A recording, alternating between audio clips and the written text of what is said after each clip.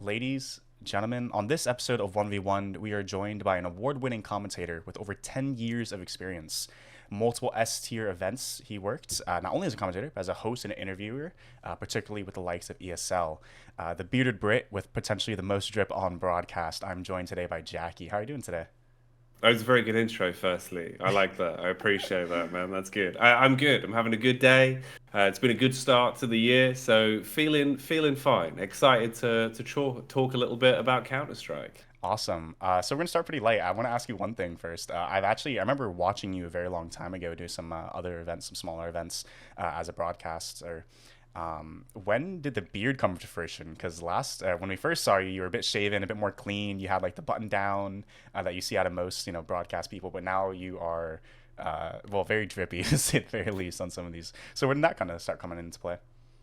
I don't know. I remember like playing Counter Strike Source, and I already had a mustache when I was like 11.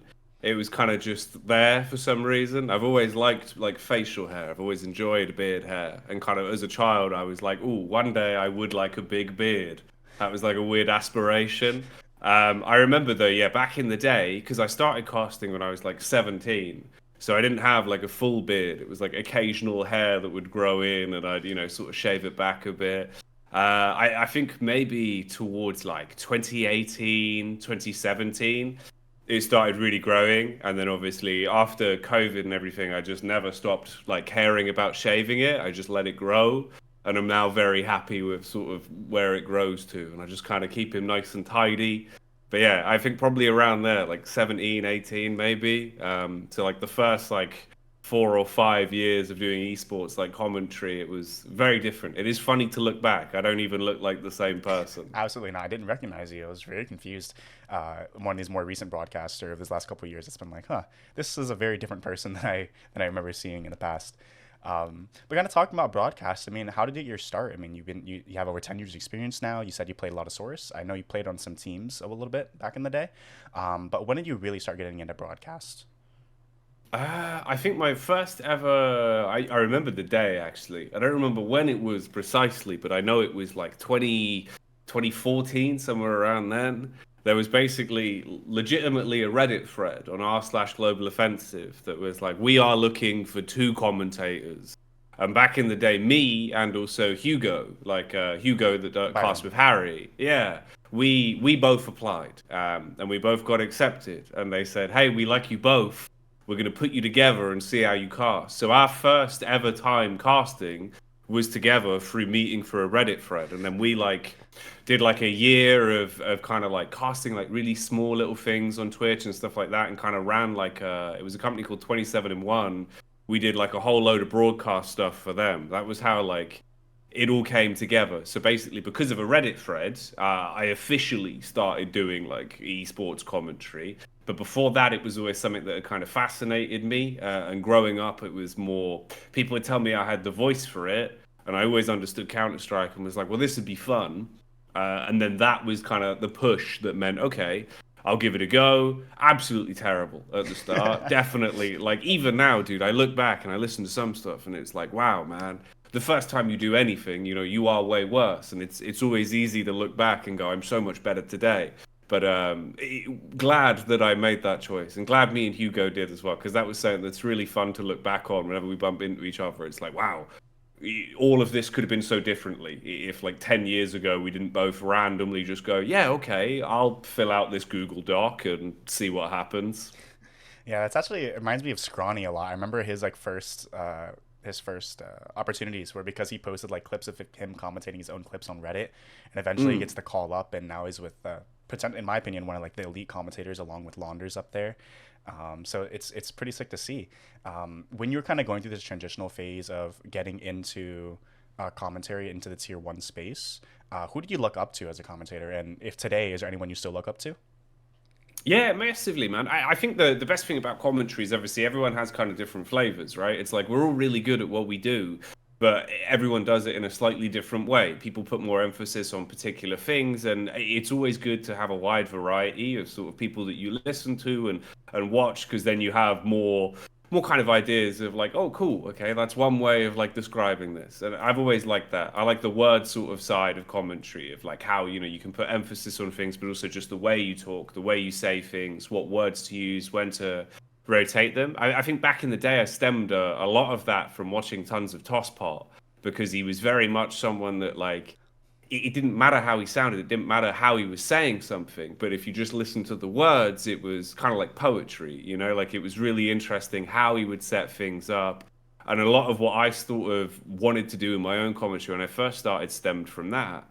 And I was like, wow, okay, this is like really sick the way that you can, paint a site take within 5 different ways of just explaining how they're taking the bomb site. But one of them might be very very close to the game, very analytical. One of them might be a lot more colorful and kind of completely abstract from anything that's happening in Counter Strike, but you still understand what's happening. So I think Tosspot did a lot in that sense to make me kind of understand like, cool, that's the style of commentary I really like. Play by play, but it's different, it's abstract, it's not limited by like the boundaries of the game. I think these days, in terms of like commentators that really impress me a lot as well, I just enjoy listening to a bit of everyone at the minute. I think we've all sort of come so far, and commentary as a bar across the board seems to have kind of massively raised from like when you think back sort of like 10 years ago to even how when you have people that start commentating for the first time, right, or like kind of get into it and are a little bit newer these days and they're a lot younger, you can see how much better people are because they've had like a wealth of experience of watching all of us, people that came before us for years, commentate. And they're saying things that, like you kind of develop and build over time where no one would have had that experience before. So I think just in general, it's like commentary across the board right now is particularly interesting because there's a lot of different takes on how people are approaching it. I think that's the nice bit about it. It's kind of found a niche where we haven't sort of filtered into, like it must only be the game and it must only be done this way. It's still quite sort of open for variety. Yeah, I think that's really interesting. I love one of my favorite things about commentary is it's not just about explaining what's happening, but also kind of building a storyline throughout not the game, Yeah. but also throughout the rounds, throughout the series, and throughout the entire tournament. And you kind of build those storylines together, and it makes the game a lot more interesting to watch and a lot more interesting to listen to in that regard. Oh, Um, massively, man. I think especially with me, like one of the things that I noticed as I got older as well is like I used to listen to a lot of like hip hop, and I still do. I love rap, so basically, that's one of the things that I think for myself was always affected, like how I do play by play and like how I like stuff to sound. Because I think things just sound better if they have more of like a rhythm to them, and like you can work in rhymes with the way stuff works. And rap's just great for bars because there's so many like fantastic bars that correlate, obviously, from like gangster rap into Counter Strike because we are just shooting each other and stealing money. So it all adds up. Absolutely, yeah, I know. I believe you had a segment recently where you did a play-by-play, but it was also kind of a rap segment as well. I know Blue and Pansy did that together a long time ago, Mm. and then of course nothing. Jordan Gilbert, that guy, the king of it all, probably most known for that at the end of the day. Um, we kind of talked about how commentary's evolved over the past couple of years. hmm Can you give a little more detail about that? Let's say like the next like 5 to 10 years, what has changed from tier one commentary back then to today? I think there's a lot less boundaries in terms of what people feel comfortable either able to say or just being able to do on and off the broadcast, right? Because like commentary for me has always been one of those things that as I got older, I massively understood that it is entirely life experience. Like commentary takes, sure, like mechanical skill of, in some cases people want you to have a good voice or have a good whatever, good camera presence, right? But those kind of things you can chop and change. And as long as you feel like you're doing a good job, I think it's fine.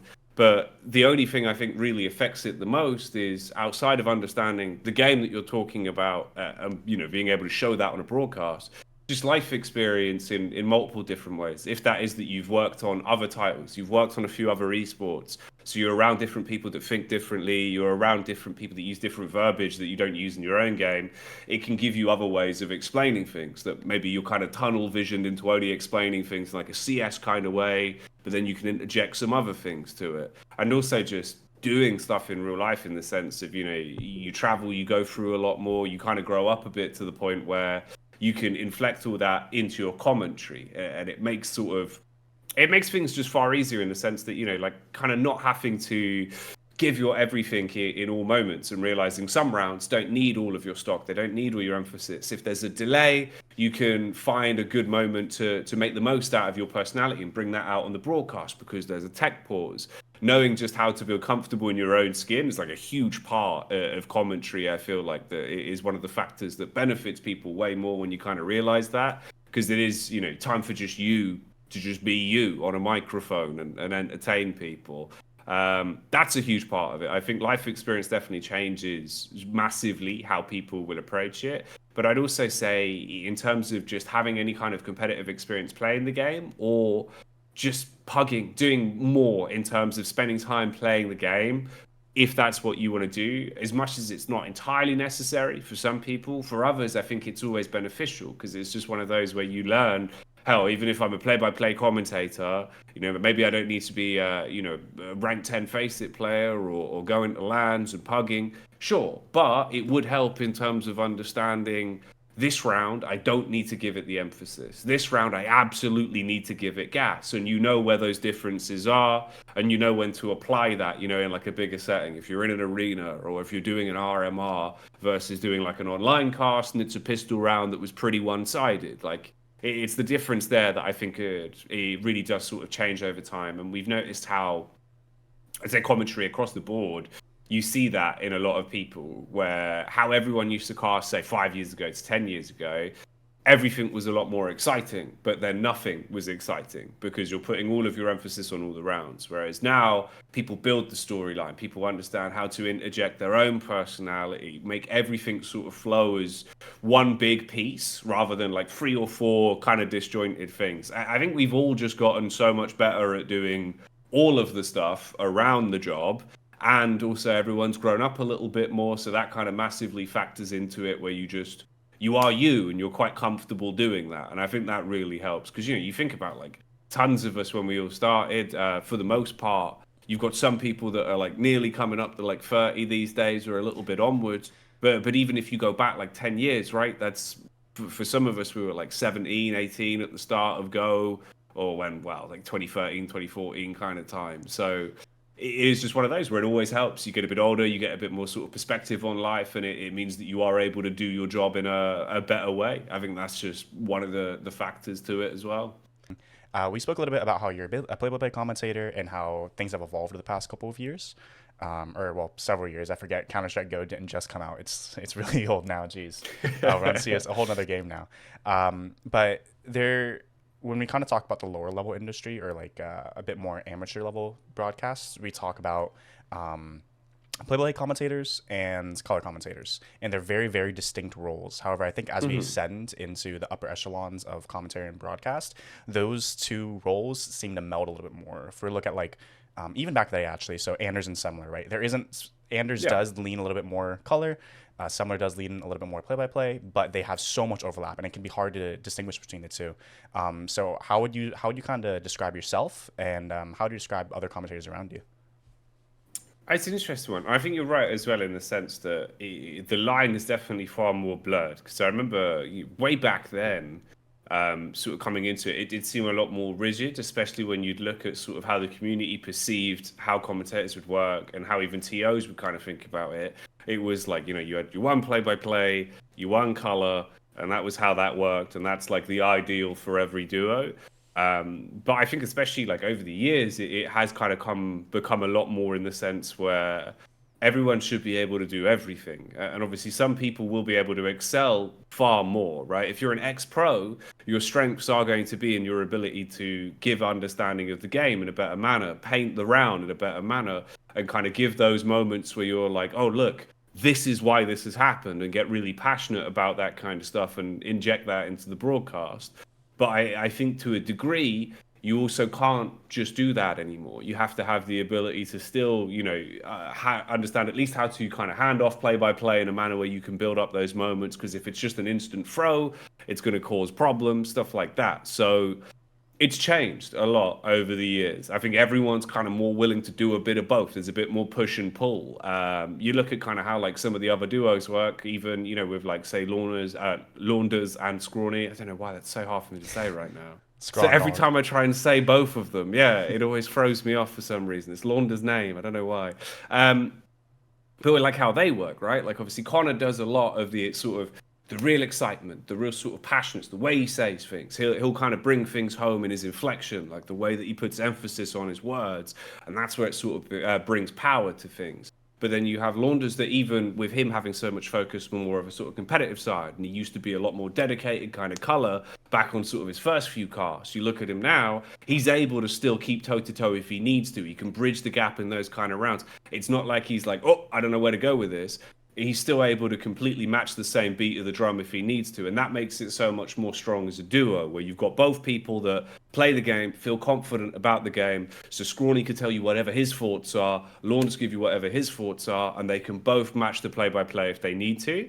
And that's sort of what's happened across the board for a lot of duos, I feel like. Same with Harry and Hugo, they kind of go by their own script with the way that their flow works. You just sort of have both of them doing a bit of everything. And that kind of hodgepodge, I think, is what makes Counter-Strike's commentary in kind of like modern day so good. On some duos, it's maybe a little bit more one-sided in some ways than others. But I think towards the top end, for the most part, everyone is far more comfortable in just doing a little bit of everything, because everyone's playing the game, everyone's got their own thoughts, and they want to inject that. It's not just like, I'm going to rely on X guy to give me all the details and then I'll do the words, which is more so how it was sort of, I think, towards the early end of esports, especially like in Source, listening to a lot of like local commentary when I go to like UK LAN events, and you'd hear that kind of stuff playing in tournaments like iSeries and stuff, right? It was quite dry in the sense where basically all you do is talk about the game. You'd have the one guy that's kind of maybe talking a little bit fast and giving you that gas, and that's it. And then the one guy that's kind of the analysis, and that's all it was. They would never step outside the boundaries of that. Now everyone's got so much more confidence in terms of freedom to, goof around, interject their own personality. Maybe some of us push it a bit far sometimes with how ridiculous we're willing to get when kind of having a laugh on air, or just, not being scared to go, okay, I think this is funny, so I'm going to say it. Like, everyone's in a good place of knowing I feel comfortable to just do my thing and talk about the game that I've been so passionate about for, like you said, like the past 12 years now.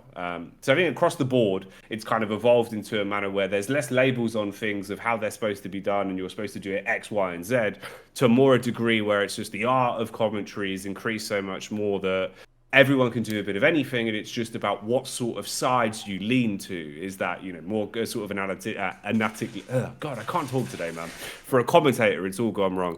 Analytically focused, or play-by-play. My brain's been in the bin recently. I am really sorry as well. This is like the most awkward interview.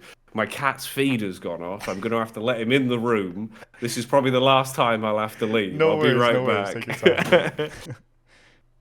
But yeah, it's what the cat's eating, so we're all good. Fantastic. But yeah, I think that's kind of how things have gone. It's just a lot less rigid in terms of, what people will do and what they feel comfortable doing. It seems like across the board, everyone's just in a better position to kind of do a bit of everything and do a really good job of it. Yeah. The evolution has been really interesting to see, and like the level of production has increased, but more importantly, the talent is able to scale with it and make a lot more entertaining product at the end of the day, and the production facilitates that. And again, I think the on-air talent, Counter-Strike, in my opinion, probably has the best broadcast talent like across esports. I think that's kind of a community consensus, but also I think you and I are a little biased on that. How do you think other games compare to the level of broadcast talent that Counter-Strike has to offer? See, I thought about this as well, because it's one of those where for a little while I did a lot of hosting in other games, and I kind of like, I've got a lot of friends who are sort of, like all the upper end commentators in all the other esports, like Call of Duty, Halo, PUBG, stuff like that. So I've hung around with a lot of these people and seen sort of how they commentate and how they operate versus what we do. And I think kind of maybe one of the biggest reasons why that consensus of like CS has the best talent, I think it also goes back to just the amount of reps that we get in per year, per month, compared to anyone else. Where obviously the nature of Counter-Strike, you think about the amount of time people are spent there just pumping hours into one build of the game, one version of the game, right? It's not changing as much in terms of having to constantly update your skill set of what you're talking about, what version it is, where you are. So to one degree, that increases the skill ceiling. Then it's also just on a yearly basis, the amount of games you physically cast and the length of the games. It's not, let's say, a 10-minute game of Call of Duty. Maybe you cast, say 3 or 4 games that day, and you only do like 2 events a month because that's just the way their circuit works or something. You might be casting 5 best of ones, then 2 best of threes, then maybe one day you do 3 best of threes. Your entire month, you're casting maybe half of the month, if not more. It just feels like CS is a game that takes far more sort of credence over the calendar and is always something going on, right? Like when we get to the player break, you look on HLTV and there's no games. Feels weird because it's like there's normally always something happening. There's always a few best of threes to watch. So I think reps is a huge part of it.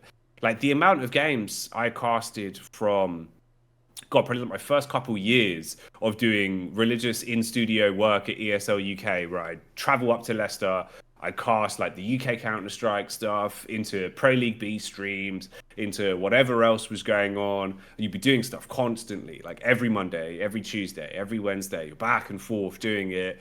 Maybe they're casting from sort of, you arrive at the studio at 12, you go home by 8 to 9 p.m. to sleep for a few hours, you're doing it all over again. I think just that sheer amount of how condensed the schedule is, but with the sheer bulk of games that you cast, it massively helps because you get the reps in, you improve, you have to get better. You can't say the same thing every cast, you've got to adapt, you've got to increase your vocabulary, you see other teams, you see the same plays but done in a different way, so you learn how to explain all of that better. And that helps massively compared to, I think, what in other esports is probably far limited in terms of the scope of how many games you're doing.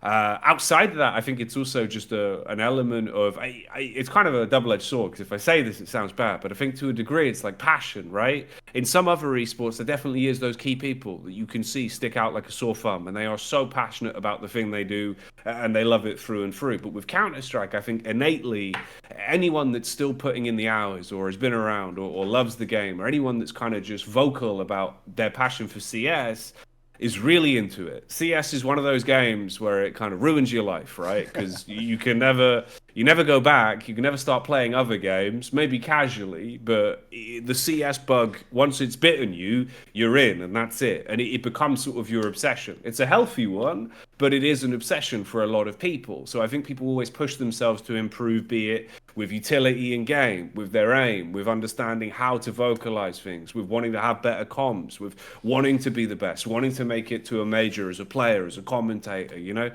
all of that kind of stuff I think drives everyone to do such a good job, because it just feels like CS is one of those games where it's a huge lifestyle, it's a huge culture. So if you can make it to a major, if you can do whatever, you want to do everything you can to improve your chances on that. So I think that drives people to really put everything into their commentary, into the way that they talk about the game.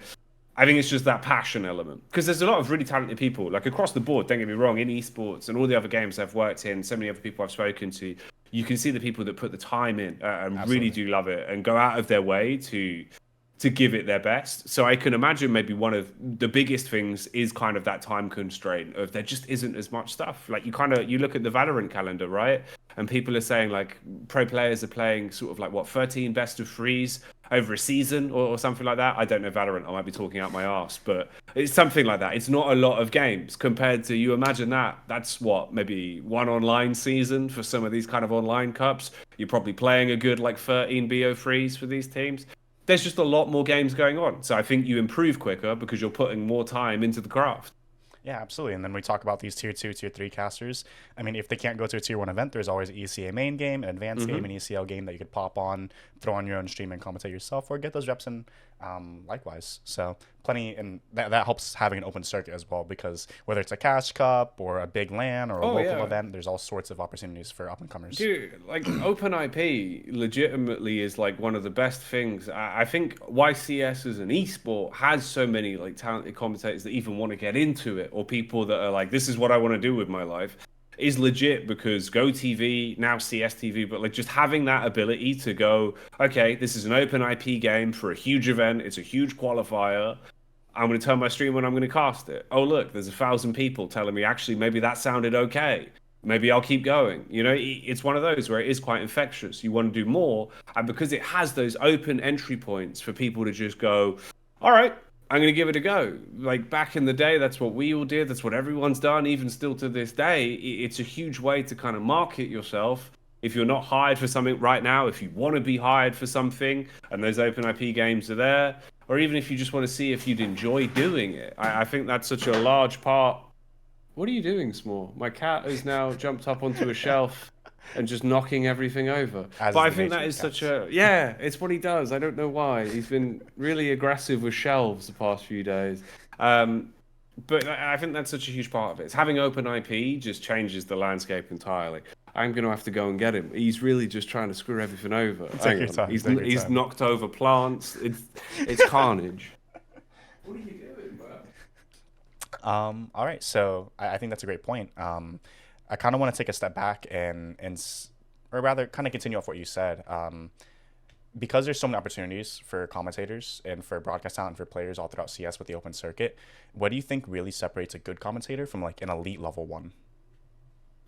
It's an interesting question because obviously there's a lot of elements, right? Where like to outside parties, maybe you might think, oh, this person isn't doing stuff, or they're not being hired for certain events. But there's always like elements that could be the difference of someone that's putting in all the effort in the right places and in a really good spot, but just not quite getting the public view of doing those events because of like small nuances in the background. Maybe like the TO hires all the talent at the start of the year. Maybe they've just got people they use religiously, and that's kind of how that is. So you're waiting for a slot. So I think that's one side where maybe people overlook certain people because they're just like, oh, they're not really doing stuff, but it could be no fault of their own.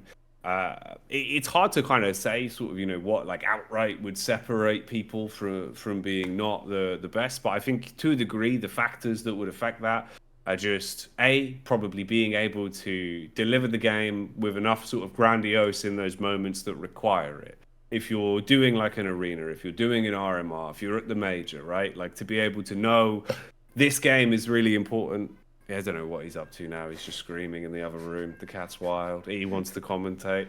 But to be able to kind of give it enough grandiose and enough sort of source when it really matters, I think is important, right? If you're there and the team's won, you need to know how to deliver that. So when people look back, you see those trophy lift moments and you go, okay, this is sick. He's hit all the high notes of why the tournament run was so important, why it means so much for that team, and kind of wrapped it up into one neat little package towards the end. So I think that helps. Also, again, how you sort of act and come across on camera. I think you, to a degree, have to be grown up enough that you can deal with the travel, the environments you're in, constantly going to different parts of the world, being able to keep a level head, not let the sort of stress of, oh, I'm going to be doing a cast to 1,000 people in a stadium, or, oh, this is going on, in real life in the back of my mind. Just being able to go on a broadcast and forgo all that and just give everything to the game at that moment, it is a huge another thing that kind of comes with the passage of time of doing it, I feel like.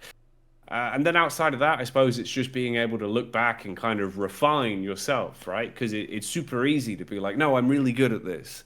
But if you don't ever look back or look for things where you could go, I might be good at this, but I can improve this, or I could improve this, you kind of stagnate. So I think that's hard. It is explaining to people, like, not even in like an offensive way where you're like, yeah, okay, there might really be something here for you. This could be a career path you could keep doing, get really good at. But you have to look at this and this and this and kind of just think about it. Watch back your VODs, watch back certain things. If you hear around where you're like, damn, I'm saying that word too much, just eliminate it from your vocabulary. Like Crutch being able to words. fix stuff like that. Yeah, especially, right? Because people kind of get locked into that where they don't fix things because they think it's fine, I'm doing a great job. But all of us are doing a great job. You can always do better, though. There's no kind of like hard skills ceiling. We can improve. You just have to know, to look back on things and kind of keep refining stuff. So, to a degree, I suppose it's a mixture of an awful lot of things. But kind of having the perseverance to keep doing it as well is probably one of the bigger barriers because you look at some people, and I think they sort of believe that esports is very linear in the sense of I've done an online event, I've done a studio event, why am I not getting hired to do the major? And it's like, that's not how that works, right? Like you could put 12 years into it and still never do a major. It's just that the timeline isn't linear. You kind of go up and down, and you have to understand that as long as you keep going in the right direction, you're doing it for the right reasons, Eventually there'll come a time where you might have that opportunity or you might get the next step in the ladder, but it's not linear. You can go like 5 steps forward, 4 massively backwards. Esports is a little bit volatile in that sense. So just being able to persevere and progress at your own pace without kind of thinking, oh, what am I doing this for? I think that's one of the bigger drawbacks. It's kind of like the meme. You ever seen the meme of the guy like mining diamonds? And he's Yeah. like right there, and then someone else comes in and steals the diamonds. That's basically esports. Yeah, I think also with commentary in particular, it's a very free flowing in a way, as you described earlier, a very artistic type of thing to do. Yeah. So it can be hard to develop your own metrics on how to improve. Excuse me. Oh yeah. So that can make things sound challenging. No, of course, because it's one of those like when you explain it to people, especially like I've had other friends that work in other games, and they're kind of like talking to me about how when they got into it, and they're like talking to their mum, like, no, you know, there is no like tangible way to like Google how to improve at commentary. I can't like watch a YouTube video on this and fix it, mum. That's not how that works.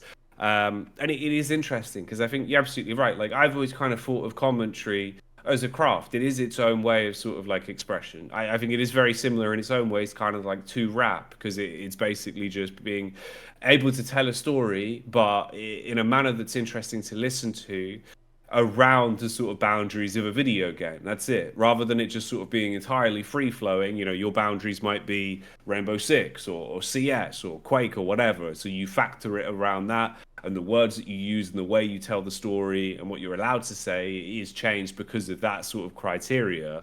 But it is just a craft. And I think the more that people understand that, rather of just like, oh, I turn up, I cast a video game, you can see that improvement. You know, the top end, I think everyone thinks of it that way. It's like the art of commentary, when to give it grandiose, when to kind of change things, how to improve themselves individually as well. Of like, you see people go through sort of phases of how their commentary will adapt, how it will evolve over time, and what sort of way people talk, how they deliver things. Because I think all of us are probably like mad critical of our own stuff on the inside, right? You know, like everyone kind of wants to always think, oh, I could do a better job next time. So I think people will improve because of that, because the better you get, it's just the more understanding you have of what actually should change. So you just fix the little things and like the details. Plus, it's also, honestly, to a degree, right? Like getting good games, because that's another thing. If you get an 100%. unbelievable game, if you get an unbelievable series, everything's so much easier. The plays make more sense. The way that you're describing The things make stories write more themselves. sense. Exactly, yeah, and that's a huge part of it. Whereas, like, if you're constantly stuck in that like bubble of like sort of, you know, like tier 3 games that aren't that fantastic, and you're really trying to make them sound fantastic, I think you kind of like hold back your commentary in a bit, because then when you get like the baller games, you're there saying everything is crazy, this is all sick, because it is, but in perspective, it's not, you know. So it's kind of always having like a broad spectrum of like what CS you're watching, I suppose, would help as well. So like, keep your eye on sort of the lower tier scene whilst also studying tier 1 is a big part of that. Yeah, absolutely. And I think, I mean, one of the things you talked about before was kind of scaling up to the level that you're commentating at. So I'm not going to commentate a group stage game as I would a semifinal game, right? Yeah. So kind of figuring that out. Now with that, I kind of want to transition to talking about you in particular, your history. So I want to ask you first, what was most surprising about your transition into S tier events? God, I think it was the hotels, if I'm honest. This was like so long ago now, but I remember going from doing like local lands. Okay, so honestly, like the biggest part of esports for me that I remember is I used to be a bricklayer, and that's what I did originally. I'd basically like I would lay bricks and I would lay carpet. Those were the two things I did, and then I'd come home and I'd play Counter Strike. One day I had an epiphany of just being like, I do not ever want to do this anymore, because we redid an entire house, redid all the carpet, and the lady that owned the house was adamant that we must move all of her wardrobes back into her house. And that was nothing to do with me, but she was very adamant that we must, and wouldn't pay me until I did. And I sat on the bed, refusing to do it, scrolling HLTV, going, no, this isn't my job. Until about 2 hours went by when I finally just did it and then left. And I went, fuck this. I'm never doing this again. I don't want to do this anymore. I'm going to talk about video games. So that's where that came from. But then in terms of getting into it and realizing how quickly things change, right? It's like you do a local LAN, and maybe you don't even have a hotel room. You're like sleeping at the admin desk or like whatever, right? Like underneath the desk. And I'm just there like, this is fine. I have a blanket maybe. Then you start doing like your first kind of studio gigs, and especially back in the day, everyone was big on sharing, a lot of sharing going on. So I remember like the amount of events I do where you cast like a uber long studio day, and then it would be like you and two homies that have casted the whole day in a hotel room in a double bed, and it's like, this is cool, I guess, you know, it's fine. So shed a lot of beds back in the day. Then kind of getting that progression of like, you do your first like tier 1 event and you see the hotel booking and you're like, ooh, double bed just for me? Okay, like it's lit. It's kind of changed everything. You're like, the hotels are scaling up. You're not in like a travel lodge, you're like in like a 5-star hotel. And it feels nice to be there.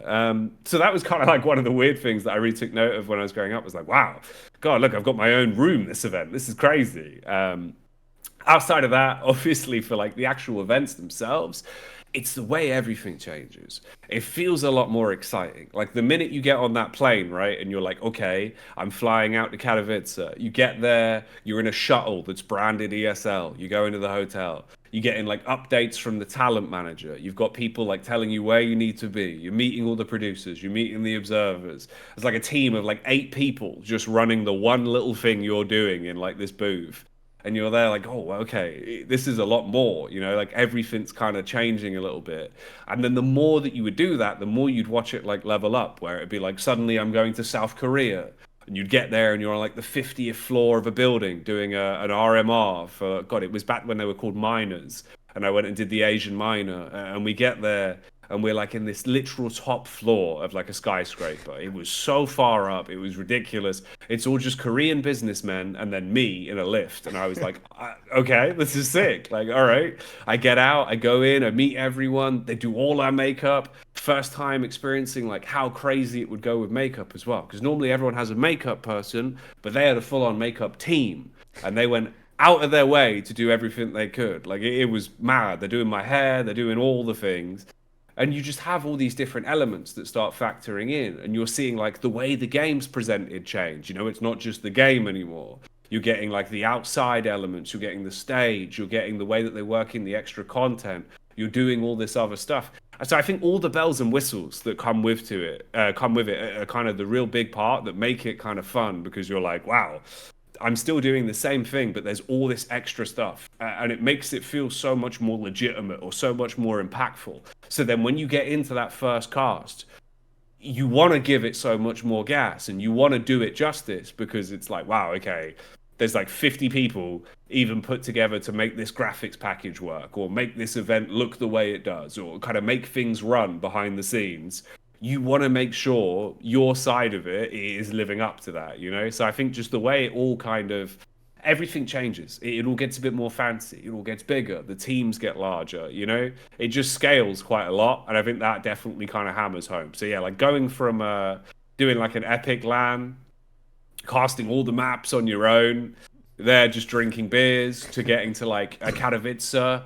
It's wild how different it is when you have like a gigantic crowd. You're on the stage, you know, you've got maybe 6 other studios as well, or near. That was the wild one that I always remember. Like one of my first Katowices, going in and going to where we had the setup for like one of the analyst desk segments we were doing. We had to walk through like the StarCraft 2 area, the B stream area, everything else. So you just had like stage of analyst desks all set up. And it's like, holy man, this is so many productions going on in one place, you know? It's crazy. Katowice is definitely one that always sort of sticks out as like a big event for kind of crazy things throughout my life that I've sort of got to experience in other games as well. Because I did a few other titles there over the years, but it's always kind of had cool memories for that. Nice. So you talked a little about Katowice there. What has been your favorite event to work? Let's select or rather, what's your most, sorry, what is your favorite single event to work of all time? So a specific one. Oh, it's hard. It actually is really hard, because I think there's been so many fun events over the years to look back on, and they're all in very different categories in my mind of like how they've worked.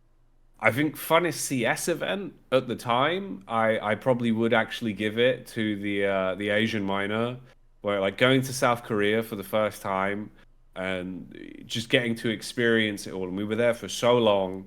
Straight away afterwards, we went to Romania to work with PGL for the first time for the European minor as well. So it was like those 2 back-to-back events.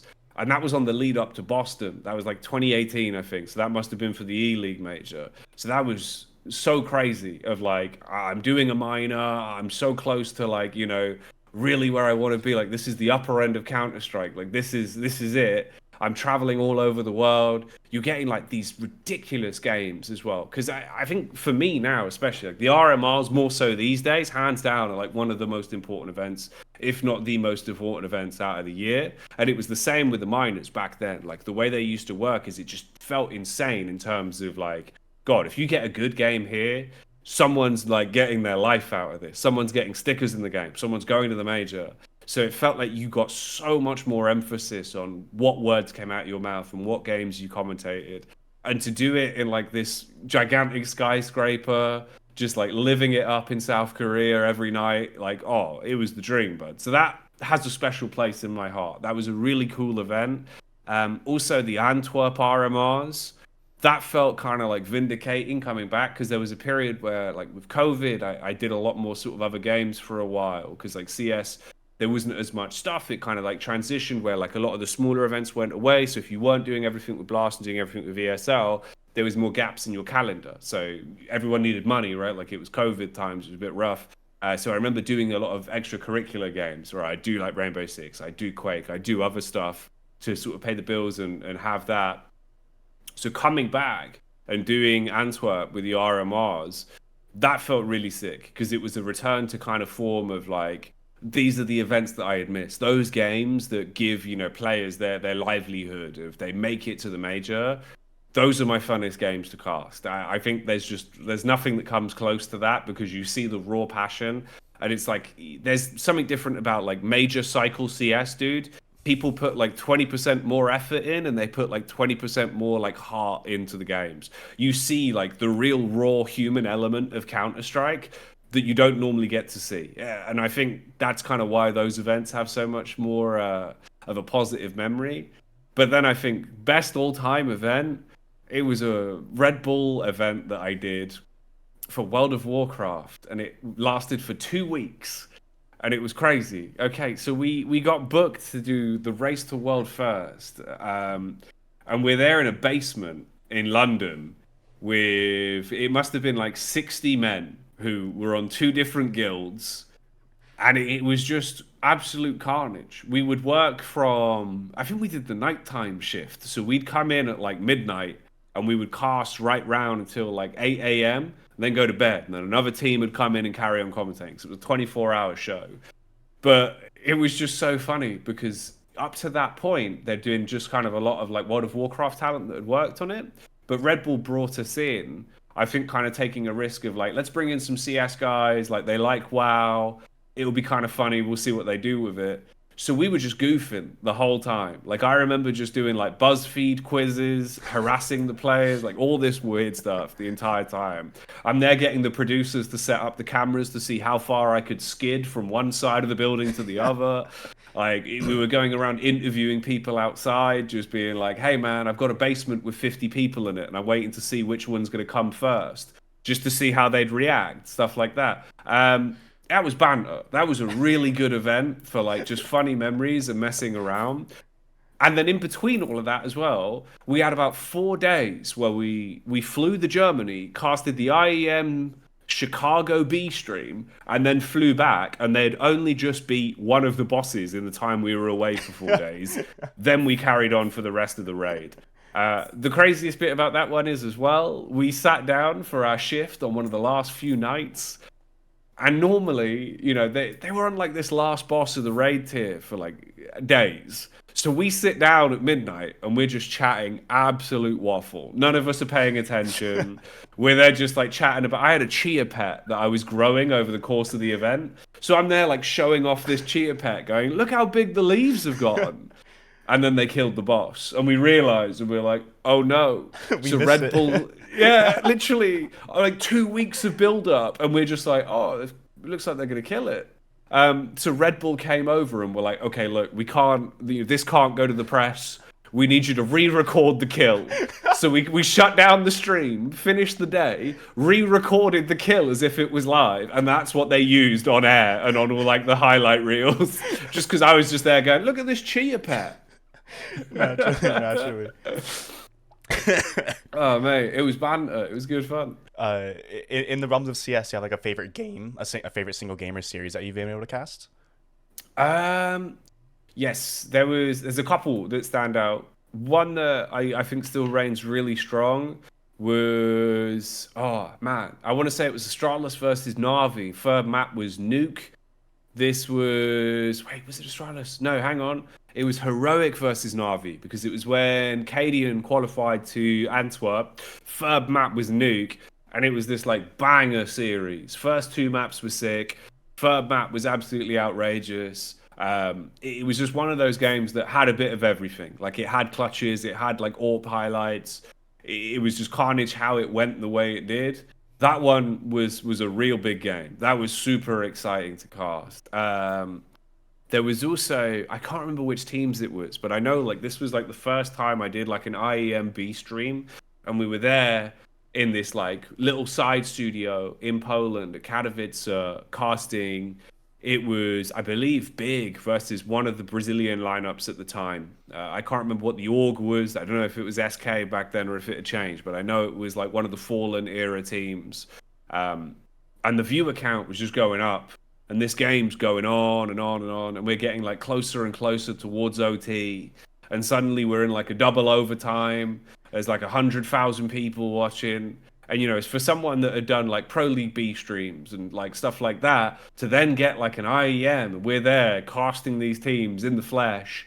And we're like, dude, this game has like more viewers than the mainstream. And I'm like writing on a bit of paper to my duo, like, this game needs gas. This is huge. Like, look how many people are watching, bud. We've got to give it everything. And we're there just screaming, like, look at this, Fallen. That was also a really special one that I kind of like. The memory of it is there. It's kind of hazy, all the details, but I know that one meant a lot at the time. Absolutely, absolutely. Geez, where do you even go from there? Okay, so you've been able to work a lot of different broadcasts. You said you started out with Hugo as kind of like one of your first big steps upward. I know now you and Vincent kind of announced a kind of a duo, but in general, who has been your favorite broadcast talent you've ever worked with? Whether that be in the commentary booth, on the analyst desk, or even just on the sidelines as like a interviewer or anything like that. Who's been your favorite? There's a lot of good people. It's fun, right? Because I suppose it's really interesting because I've had a lot of different partners over the years of like people I worked with. But even way back when I first started, it was one of those where you realize kind of like quite quickly, especially back in the early days, you had to cast with basically everyone. So I got really good at being able to work with whoever it is in terms of, you know, always finding space, figuring out sort of how people would talk and, you know, where they would put emphasis so you could bounce around them in a better manner. Because obviously if both of you look good, everyone looks good, right? You want everyone to look better. You don't want to ever like feel like you're stepping on someone's toes in that sense. So there's always been a lot of people I've enjoyed casting with over the years. Way back at the old like Face It studio, when I was really young, I'm probably like 17. I remember casting with like James Bardoff and DDK and like getting into it that way, where I'm like in London doing studio work there. And those were some fun casts. But for the time, I feel like if I went back and listened to them, they would probably be absolutely terrible because it was so long ago. It's one of those, right? But there's been a lot of people that I think are really fun to work with. I enjoy casting with Anders a lot. Like whenever we and him get to meet up at an event, we always try and work something if we can. We did some stuff with Pro League. We did like the Vitality qualification game for Paris. Anders is really fun to work with because I think we think about things in kind of a similar way. Like he's got a goofy brain, the way he thinks about stuff. It's fun. So Anders is always a bit of a surprise. You never kind of know like where he's going to take stuff. So I enjoy that a lot. Harry and Hugo, it was super sick how after like years of us not really getting to like work together for a little while, we did that Pro League season together, but then we did basically as a trio like a vast majority of the games for the Paris RMR because it was an odd format with Blast. It was like trios of rotating sort of casts. And we were like, well, we've been hired as a trio. Let's just trio cast everything. So we did like, man, probably like 50, 30, somewhere around there, trio casts over a period of that RMR.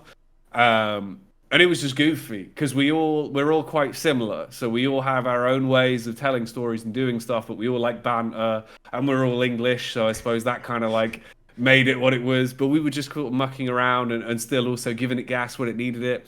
They were some really fun casts. They had a lot of like good moments where like, you know, we're all sort of like happy with each other after the games, fist bumping each other. Everyone was there for each other in that sense, and kind of like we get on well as friends. So that sort of was a fun one. I'm trying to think like other people that really stand out. There's been a few others in other games as well. That's the thing. Like I've worked with people in quite a few other games that I've really enjoyed spending time with. When I did Rainbow Six for a while, there's a guy called Ace of Pyrite, Tim, and he's this northerner who's just lovely. He's just this like old, bald dad with 2 kids. Actually, just the one kid, I think. Maybe I was his second kid at the time. But we would just have these weird casts because I'd come out with these outrageous references. And I think when we first casted together, you could see that like he'd only really done Rainbow Six. He was very much like, okay, I talk about the game and that's that. But over like a year of me and him doing stuff, it massively brought him out of his shell of realizing, okay, I can have my own personality. I don't always need to focus on the game. I can just kind of like goof around a bit. I can have my own elements to just joke. And he's such a different commentator to how he was when we first met, and massively for the better. I think it's sick that, like with that, because we really got on. He was like, man, it's crazy. He was like, I see you guys in CS, and sometimes I don't know if you're allowed to say half the things you do. And I'm like, no, it's fine. Like, you know, just have fun with it, man. As long as you're saying it with confidence, I'm sure it's okay. So he was really good to work with. I am really happy for the future as well. I think me and Vince, some of the stuff we've already done, like with the open qualifier games, and we've got some events that are coming up. Man, I think we're in a good form. We both think about the game in a very similar way. There's some people that don't seem to have quite sort of either grasped onto CS2 or just outright don't like it right now. Whereas I think with me and Vince especially, like we just love the game. It's one of those where it's like, for me, man, from playing Source into Go and remembering how, like, you know, we were playing with like SE versions of maps and it was all super foggy and I couldn't see anyone anywhere. I'm happy with Source 2. Like, it's really not a bad game. I think we're in a good spot. So I've kind of been like massively motivated in that sense. And we've been having some of those casts where it's just really wholesome. I don't know. With Vince, it's like the only duo I've ever had where we're incredibly wholesome to each other. We just sit there and like, you know, build each other up and we're like giving each other tips. It's just cute, man. Me and Vince have like a really nice relationship. So I think me and Vince are in a good spot. That's super dope. It's fun to hear. But and you said you worked with a lot of talents and whatnot before. Is there anyone on the broadcast side of things that we as spectators should be looking out for? That's a good one. It's interesting. I think there's definitely quite a few people that I've got a lot of time for, and I think are really good. I would love to see more sort of involvement from. Well, I suppose these days Hawker's casting with Bardo, so Hawker's still around. But I've got a lot of time for Hawker. I like Hawker a lot. Back in like the old school ESL UK days, it was me, Dinko, and Hawker in sort of like the period of maybe IM Cologne. Ooh, this would have been like 2017, 2016, I think. I remember they started getting brought in for stuff after the Face It competition, and they're both super good lads. Like Dinko's done well for himself. He's in a great spot now with Moses. I love Hawker too. I got a lot of time for Hawker. I think Hawker's like, you know, really smart in the way that he talks about stuff. So seeing more Hawker's always nice. There's a few other people sort of, you know, that are coming up from sort of the like other tiers of things as well, where you have people working up now from like tier 2. I think there is a few sort of like talented people down there. Some of the interview stuff is, I think, massively where there's room for a bit of a change. Damp Towel has been doing loads of basically like more sort of goofy style interviews focused around bringing out kind of personality, and I like that stuff. I think that's super sick. So like seeing personality from players, personality from talent, when otherwise maybe they're not, you know, as comfortable delivering it. I think that's cool. So she's been doing some really good stuff with that. But there's a lot of room right now. I think if people keep doing stuff, there's room for them to progress. It feels like we're kind of going through that transition again of where like some people are on the way out because of CS2. It's kind of been like a bit of an early, yeah, exactly. When we're going through that again. So I think we're in a good spot for more people to kind of break in if they just keep going. Yeah, you talked a little about Hawka and Dinko. One of the ways that they really got their upstart was through content creation, through round analysis, game breakdowns, things like that. And I've noticed that you've actually started your own YouTube channel not too long ago. What is kind of your goal with content creation? So basically, I was making loads of Twitter videos, and Nart kept messaging me, and Nart was going, Jackie, you can't just keep doing this. He was like, you have to upload these to YouTube. And I'd go, nah, man, it's fine. And then he'd go, no, seriously, you really have to upload these to YouTube. So basically, because of Nart, I started uploading to YouTube because he just kept telling me I need to. So shout out Nart. It actually was worth it, and it has been beneficial. But with mine, it's more so. So when CS2 dropped, everyone just kind of seemed upset about what would change and what the patches would have in them, rather than like critically kind of looking like, okay, what's actually changed? Like, you know, what really is the difference, other than reading the patch notes and going, ah, they've not fixed this. So I kind of enjoyed that side, and I've always loved sort of digging into like, oh, why does this do it the way it does? And CS2 is just a real big playground for that all over again, because I just love Valve games. I love kind of like tinkering with them and seeing what's still left in there, what you can do with the console, what things they're like messing with, right? So just doing those like patch videos where no one was really interested, I think did a lot for me, because now it's kind of people just like associate those videos when like there's a new CS2 patch. They have a look, they wait for the patch notice, they see my videos and watch that for like, oh, what's changed? Let's have a look how it actually looks. So that was a big element of it. Outside of that, it's also just a place where like anything weird I find when I'm like looking into stuff for CS2, it's just a place for it to go. Like if there's things that I discover, I do want to do a bit more sort of esports focused content on there as well. But that's just something that I'm going to do eventually, if you know what I mean. Like the main focus of it was basically to just cover CS2 related stuff. And then it's just whatever comes with time. I know like me and Vince are floating the idea of like doing some podcasty kind of stuff. I've got a few ideas for a few things I want to do, like with some pro players. So it's just kind of figuring out how to slot it in when people aren't busy. But yeah, it's good, man. I enjoy it. I'm glad I started it, because it was one of those where I kind of wasn't really, you know, focusing on my own content as much. I'd stream, but that was it. Whereas towards March, when CS2 got announced, it was just like, you know what? This is the time. Like, if I'm ever going to make a change, all I want to do is talk about this game right now. I might as well put it somewhere. Absolutely understood. So, as a UK grown, person yourself, as a Brit, how has the UK landscape changed over the last few years, right? I mean, we saw the rise of Into the Breach going in. Cypher got picked up by TSM. Lord knows what happened to that. But players like Mezzi on Vitality. And then more importantly, for your perspective, a lot of the broadcast talent is from the UK. You know, Thorin, Richard Lewis, lots of folks, yourself, Dinko, we talked, or not Henry, not Dinko. Here in Hugo, we talked about, and Freya, of course. So many people coming in, and it seems like the ratio of UK players to UK talent is just so small at the moment. So what's your kind of assessment on that? And then where do you see the UK scene generally, both in broadcast and players, going in the next couple of years? Well, hey, look, Matt, the thing is, we're all pretty good at talking. I'll give us that. If there's one thing that England's always been good at, it's just absolutely chatting shit. I don't know why, but it's innately in our blood, and it's definitely true. Also, you reminded me, I will say, you asked for people that I enjoy working with.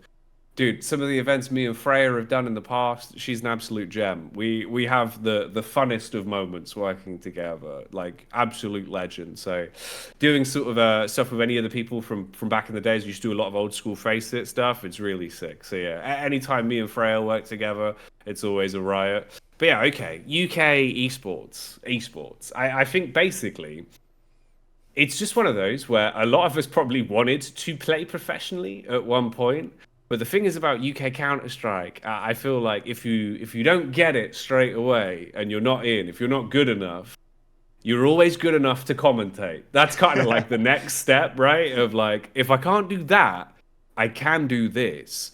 And feasibly, there's a lot more options. I think especially for a good majority of the broadcast talent that are English, in terms of the way they got into it, there was more of an avenue to earn money. And from the UK, people didn't really care about professional gaming in the sense of it being a career path. I don't know if it's really changed much these days. I wouldn't imagine it's a lot better, but especially sort of, 12 years ago, it wasn't something that reasonably was looked at as a real thing. Like my family were just like, no, you have to do a trade. You've got to be a bricklayer. You've got to do whatever. But when I was saying, oh, I've been hired to go and talk about a game, they're going to give me money. Then suddenly everyone's tune changes, right? And they're like, oh, you're getting paid? That's fine. Then do it. But when you're saying, hey, look, I'm going to spend 80 quid. I'm going to this LAN event. I don't know if we're going to win, but if we make top 10, maybe I get like 50 quid, and like that just wasn't something that was sustainable for them. They'd always be like, you're taking your computer and going to Kettering again. And I'm like, yes, mum. Then I get back and she go, how did it go? And I'm like, well, we came fourth and we got nothing, So that was sort of how that would be. So I think that plays a part into it. It's just, it was a bit more viable. Like even iSeries back then, they always had a few slots for commentators where, you'd walk away with some money versus paying an awful lot to maybe play 2 or 3 best of 3s or a couple best of 1s and be knocked out, and it costing you a hotel, the travel, everything. So that probably had an effect on the landscape. I think as well, people kind of like the way that like English people talk. I think that's one thing, right? There's a lot of us that people kind of across the board just enjoy like how people sound or like the different accents, because there's a lot of variety of like just how everyone sounds from England. And for the most part, if you've got sort of a cleaner cut way of talking, it's very easy for anyone to understand. If they're from Europe, America, sort of different regions, they can listen in and pick up what you're saying quite clearly. So that's probably one part of it as well. UK esports itself, though, for how it's changed there, I've recently went back to another Epic LAN. I went sort of for the first Counter Strike 2 Epic LAN. This is in October.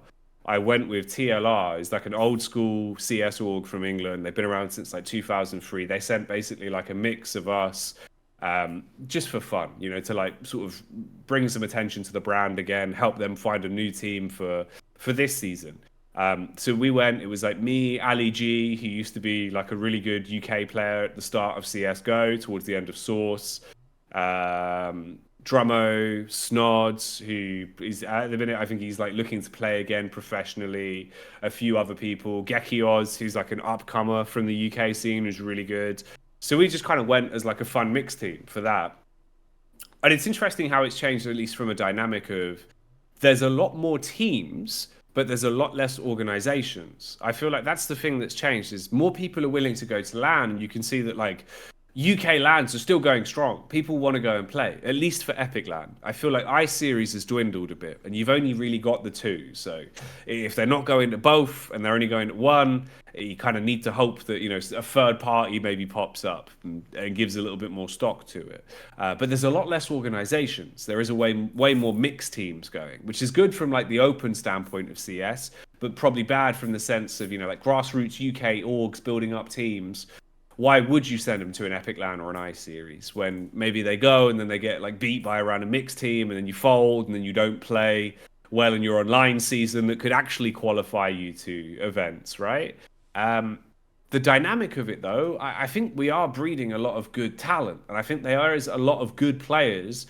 The optics for CS2 especially, I think, has changed massively in the sense of back when I used to play back then and towards early Go, you had like a couple of different cliques of players and groups that would play together. Like clans. But people hated each other. And like if you weren't in with one group, you weren't in with the other, and people wouldn't talk to you. It was all very ratty. Like if you got into a team, maybe someone else wanted your spot, so they'd talk to your teammates behind your back, and it was terrible, right? And I remember the one thing that everyone used to talk about was salaries. If we get salaries, it will be different.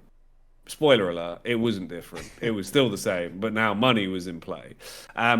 Whereas these days, honestly, it feels like the majority of UKCS players have calmed down a lot more. It's not as kind of, if you don't do what I say, you're not getting in, you're not going to get into Infused, you're not going to get into this team. It's a lot more open. It's a lot more sort of people just playing CS. There's room for people to be found and picked up. And there's some really good upcoming players. There's a team called K10, 360, who is unbelievable. Like watching him mechanically and the way he approaches the game, he's super young as well. I think he's like 17. He's someone that I think is going to go really far because he doesn't seem to have an ego on him, doesn't seem to have any sort of like problems outside the game, good communicating, loves watching demos, loves improving. Every time I watch him play with his povs, you can see that his skill ceiling's changing. He's always adding something to his game.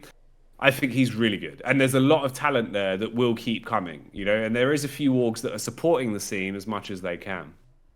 The one downside is you won't have national leagues anymore in CS2. There's not going to be any like ESL Premiership.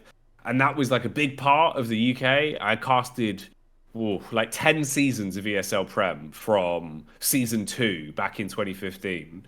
So for that to kind of go away is a bit of a shame because I think that's going to leave a gap that could have really helped, you know, prop the scene up a little bit more. But in its place, a few organizations are trying to bridge the gap. And like Endpoint are doing stuff, they're running tournaments, they're trying to find ways to help out. So it's definitely there. There's definitely talent. It's just kind of the UK scene always feels like we're in a bit of like a time bubble of it's the same problems, but different people just every few years. So I just hope, you know, at one point, more teams will break out, more collective teams will break out. But for what it is, we're in a pretty good spot with UK players across the board. Like, man, I knew Mezzi's dad when Mezzi's dad played Counter Strike Source. So it was super sick, like casting Mezzi in UK events to then talking to him recently at the HLTV Awards. And I'm like, dude, your dad must be so hyped. Like, you're on Vitality. And he's like, yeah, the whole family love it, man. Like, it's sick. It's just... It couldn't have happened to a better bunch of people. The people that have made it to like tier 1 CS from the UK scene utmostly deserve it. They put the time in, they put the effort in. You've got like Keita with Fnatic. Jamie's always been so smart when it comes to grenades, utility, how to improve players. That was like one of the biggest things about Keita. He could not be bested on that front. So the fact that he's made a career for himself out of Counter Strike and he's working as a coach, that's genius. All of these players that have bridged the gap and made a spot for themselves in tier 1 CS from the UK scene, I think legitimately are the people that work so hard and they deserve that success. Yeah. Continue with the UKCS theme. Who are your top 3 all-time UK players, right?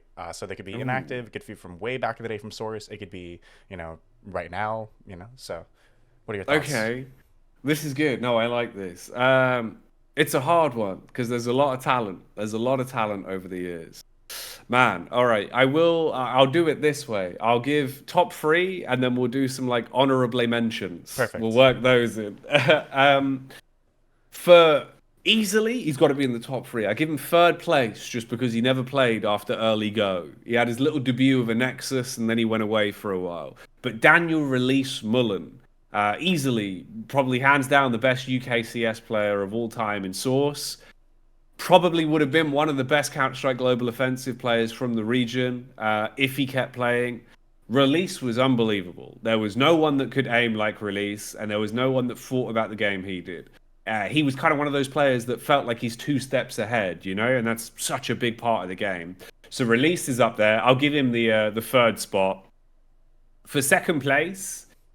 Wow. I think in terms of just what he's achieved up to this point, and also I can see his career's still got so much further to go, I think I would give that to Mezzi. I think Mezzi deserves it for a number 2 spot just because he's such a baller. Like, he is a merry man. He's really nice outside the server, super friendly guy in real life, very smart in the way that he approaches the game. But he's got so much more to him. It feels like Mezzi kind of is a jack of all trades, but he's not a master of none. Like, he actually excels in quite a lot of them. He's really good when it comes to like editing. Like, he makes his own frag movies. He just does all this stuff for himself that it adds all these extra little caveats where he must be like the dream pickup for an organization. Because you bring Mezzi in, you're like, hey man, this guy's doing his own social media. He's winning 1v5 pistol rounds. This is sick. And weirdly, I know, like, from watching a lot of interviews and talking to like a lot of coaches and like old UK players as well, anytime Mezzi's name's brought up, he's always the one that got away. He's always the one teammate that people wish they had a bit longer. That Endpoint wish they had a bit longer. You know, that Gamer Legion wish they had a bit longer. It's just always Mezzi. So Mezzi probably number 2. Yeah, shout out to Henry G on that one for the Cloud9 pickup for him. And I'm sure like, him being involved in the UK scene rather really helped him find Oh, no, 100%. Because that's the thing. Because like there was a lot of people that like knew Mezzi was sick, but obviously he kind of didn't get like that stepping stone, right? And then with that Cloud9 project, Henry brings him in.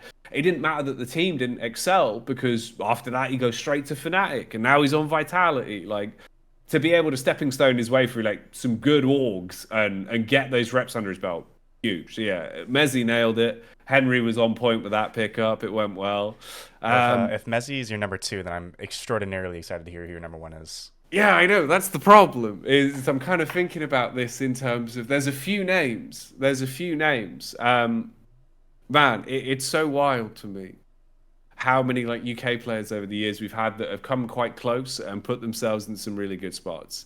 Okay, it's hard. So the thing is, Mezzi arguably has achieved by far the most, and I'll give him that. No one's done it better than Mezzi now, especially being on Vitality. But there's like a couple in my mind that are kind of tied for the top spot, just because of like the place in my heart of when it was back in like the earlier days of CS.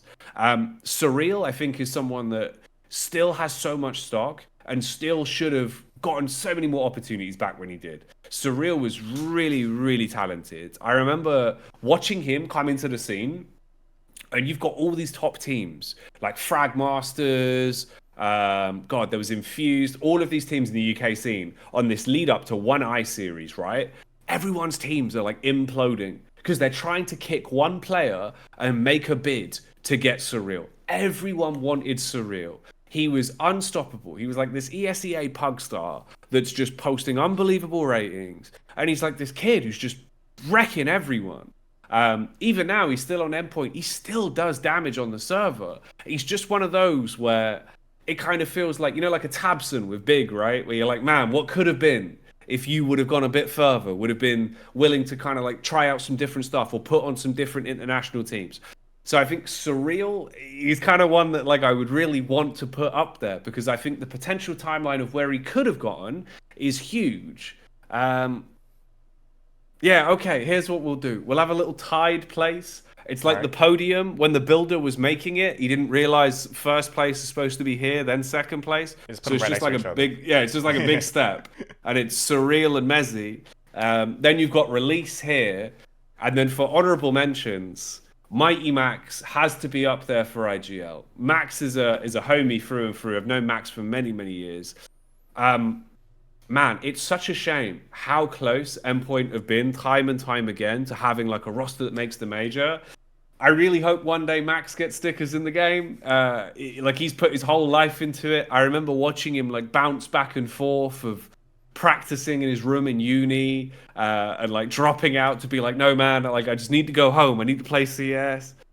Max is incredible. Really lovely guy, down to earth, puts the time in, great understanding of Counter Strike. So I think Max has a lot of stock. An old school name as well. Imi was someone that I think had an unbelievable way of approaching Counter Strike, and it's a shame that he went to Valorant. Like, I'll say that he had a couple of opportunities. I think he was on. Wow, it was either like a complexity roster or something there. I can't remember exactly, but I know he was head coach of one of those rosters for a couple months, a while back. This was like 2017, 2018 maybe. But Imi's way of approaching Counter-Strike, I had never seen anything like it. Like, the way that guy could micromanage an IGL, it felt like he was such a talent. It was just that obviously, like, by the time he's like 32 and he's there playing, he just didn't have the chops as much in the server. But his brain, God, as a coach, I think he could have gone absolute miles. So it's a shame he transitioned to Valorant. I think he would have been really good. I'd also like to throw Depth in there as well, because Depth's another one that, like, man, back in those iSeries days, he was the sort of guy that everyone's just going, who is this dude, man? He's like banging people out on ESEA. Who's this Depth guy, you know? And he was just a talent. So Rory Jackson as well. There's just so many, like, good people. Yeah, now Def being coach for M80, so excited to see what they can do, the new roster, the new lineup. And I was really excited to see Def come back, because I think he left for Valorant for a little bit, right? He did. He pieced out for a while, but we reeled him back in. We got him back from the dark side. As you say, once the bug bites you, the itch never goes away. The CS itch never goes away. You can't get rid of it. You can't get rid of it, man. Genuinely. I like, there's so many people you see that you talk to them, you know, you haven't seen them for like 5 years, and they'll just be like, hey man, you still playing Counter-Strike? And it's like, yeah, obviously. So I got 1 or 2 more questions for you. But before we get into that, I do want to welcome you to a little thing we call the clutch. So this is going to be a couple of trivia questions. If you want to open up that little document I sent you, if we can go through these. These questions will revolve around the Counter Strike scene generally, but also a little bit about you specifically. Oh, okay. I need access, Oh, apparently. okay. Let me give that to you. Apparently, I didn't make it global. I've requested access. There we go. Yes, I am in. Awesome. All right. Are you ready? Okay. So, as you can see, question number 1. According to Liquipedia, how many S tier lands or S tier events have you commentated, remote or otherwise? Ooh. Is it See, 16, it's hard. 18, 20, or 10? It's hard because I always get really confused with the like what separates S tier from A tier stuff, because I know like even some RMRs aren't. Okay, let's go for I'll play it safe. Let's go for 16. Unfortunately, the answer is 18. 18. Okay, Yeah. that's slightly higher. That's fine. Yeah, it's even better. We like that. So Yeah. I'll definitely take that. All right. Question number 2. This is a recent one.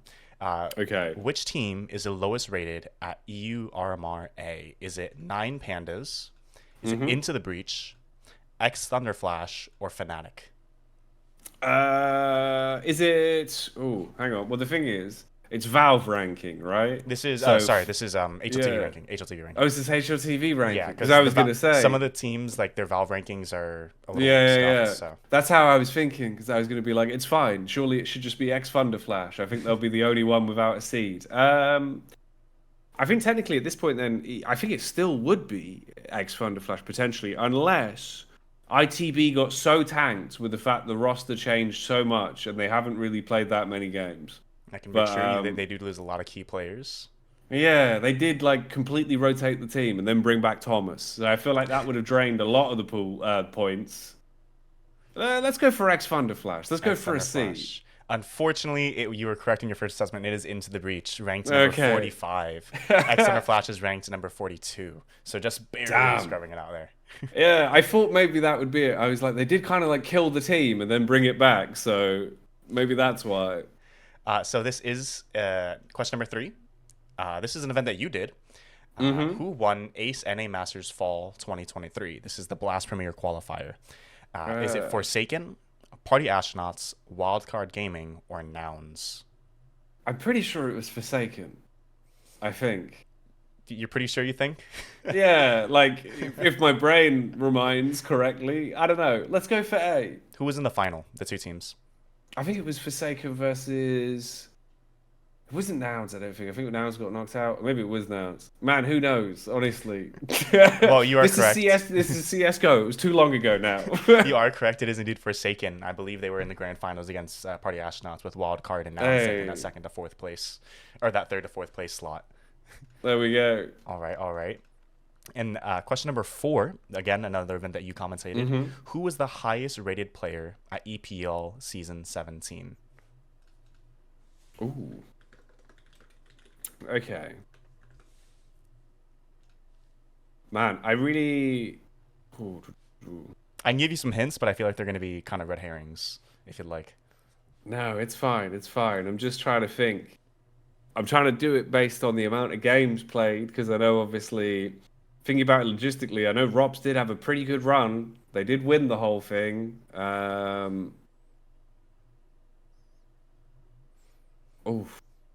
Oof. Yeah, okay, you know what? I'll give it to Rops. I'll just go for my boy Rops. You guessed Rops. Unfortunately, that is incorrect, and by quite a bit. So Okay. I'll start from bottom top. So number 4 is Simple with the 1.24. Okay. Tied with him is Shiro, or Jax with the 1.24. Rops had a 1.27, and the correct answer is Zaiwu with a 1.48. Despite going out 5th to 8th. Yeah, that's what threw me off, because I was like, I remember Zaiwu did have a good LAN, but I just thought maybe by the sheer amount of games played. But okay, there we go. So our last question actually is very particular to you, because I know you want to voice an agent one day number N of tweeting at Valve until you get something. I think, where are we? Hang on. It's like day 224 today, I think. Something like that. It's been a while. Yeah, day 224. There we go. So this question, how many agent skins exist in CS2? Is it 63, 35, 40, or 15? Hang on, let me mute this phone. It's now making noise. Okay. So I do remember I did look into this at one point because I totaled up just how much it would cost to buy every single agent. Because for some reason I sat there and I was like, maybe I'll just buy them all and then have all the agents. Then it doesn't matter which one I want to be. It's not 15. It's not 35. It is between either 63 or 40. And I feel like it's probably gravitating more towards 40. But then for some reason my brain's telling me that it's an odd number and that it wasn't an even number. So,